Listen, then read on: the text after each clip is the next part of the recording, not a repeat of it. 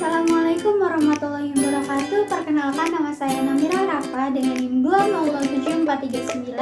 Pada kesempatan kali ini saya ingin membagikan sedikit ilmu mengenai industri bisnis halal. Oke, mari kita langsung saja ke materi. Oke, mari kita mulai saja.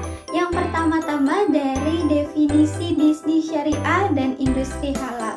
Jadi bisnis syariah merupakan suatu kegiatan usaha yang dilakukan untuk memproduksi, mendistribusikan, serta menyediakan barang atau jasa yang diperlukan masyarakat dengan kesediaan membayar atau membeli untuk mendapatkan manfaat atau keuntungan yang dijalankan berdasarkan prinsip syariat.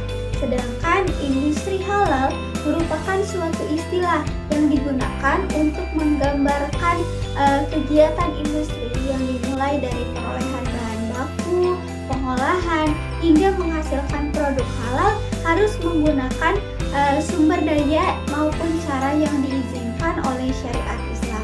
Nah, jadi dari dua definisi ini saya dapat menyimpulkan bahwa industri bisnis halal merupakan suatu kegiatan usaha yang dilakukan untuk memproduksi, mendistribusikan, serta menyediakan barang atau jasa yang diperlukan masyarakat yang dimulai dari perolehan bahan baku, pengolahan, penyajian, pendistribusian, harus menggunakan sumber daya maupun cara yang diizinkan oleh syariat Islam. Sehingga diharapkan dengan adanya industri bisnis halal ini, masyarakat dapat lebih tenang karena apa-apa yang dikonsumsi dan dipakainya merupakan produk-produk halal yang tentunya sesuai syariat Islam. Nah, seiring perkembangan zaman, industri halal ini tidak hanya mencakup pada industri makanan dan minuman saja, tetapi kini sudah merambah hingga gaya hidup seperti sektor pariwisata, kosmetik, pendidikan, keuangan, mode busana, media rekreasi, serta seni dan kebudayaan, yang dimana industri bisnis halal ini merupakan industri yang tujuannya tidak hanya berfokus pada segi duniawi saja, tetapi melainkan juga mencapai kesuksesan di akhirat, serta berfokus pada keberkahan usaha. Nah, adapun fungsi dan tujuan industri bisnis halal ini diantaranya sebagai bentuk perwujudan dari Undang-Undang Nomor 33 Tahun 2014 tentang jaminan produk halal. Dalam pasal 1 menjelaskan bahwa produk halal adalah produk yang telah dinyatakan halal sesuai dengan syariat Islam. Proses produk halal adalah rangkaian kegiatan untuk menjamin kehalalan produk mencakup pengadaan bahan, pengolahan, kemudian penyimpanan, pengemasan, pendistribusian, penjualan, serta penyajian produk. Nah, di dalam Islam sendiri terdapat juga prinsip bisnis. Yang pertama yaitu setiap perdagangan didasarkan pada prinsip saling rela, saling ridho, saling ikhlas, dan tidak saling menzalimi. Yang kedua, menegakkan prinsip keadilan dalam hal takaran, timbangan, ukuran mata uang, dan pembagian keuntungan. Yang ketiga yaitu pelarangan riba, spekulasi, goror, tadlis, dan maisir, yang dimana hal-hal tersebut dapat merugikan seseorang. Dan yang keempat, tidak melakukan investasi pada perusahaan yang dilarang agama, usaha yang merusak mental dan masyarakat. Contohnya berinvestasi pada perusahaan minuman keras, obat-obatan terlarang, dan lain sebagainya. Dan yang kelima yaitu memenuhi kaidah halal dan thayyib.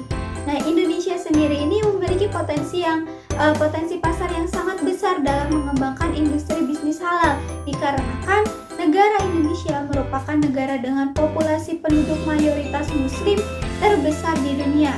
Berdasarkan data dari Kementerian Dalam Negeri, sebanyak 86,88% penduduk Indonesia beragama Islam.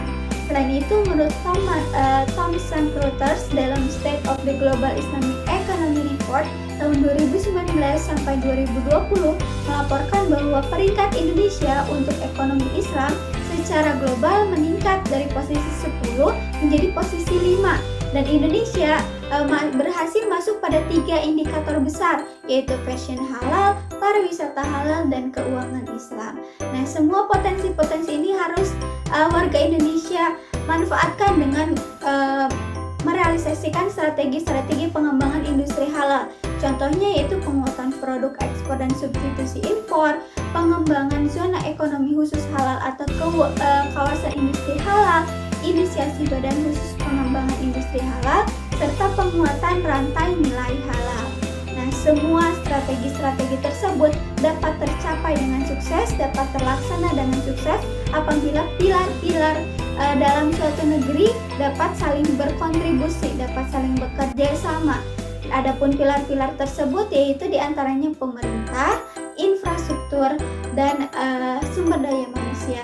Ketika ketiga pilar tersebut dapat saling bekerja sama, ketika pemerintah sudah turun tangan, peduli, dan berusaha untuk memberikan kontribusi-kontribusi yang nyata terhadap industri bisnis halal, kemudian didukung oleh infrastruktur yang memadai serta sumber daya manusia yang mumpuni, yang unggul, maka strategi-strategi yang telah disebutkan sebelumnya akan dapat terwujud dengan baik, dengan sukses.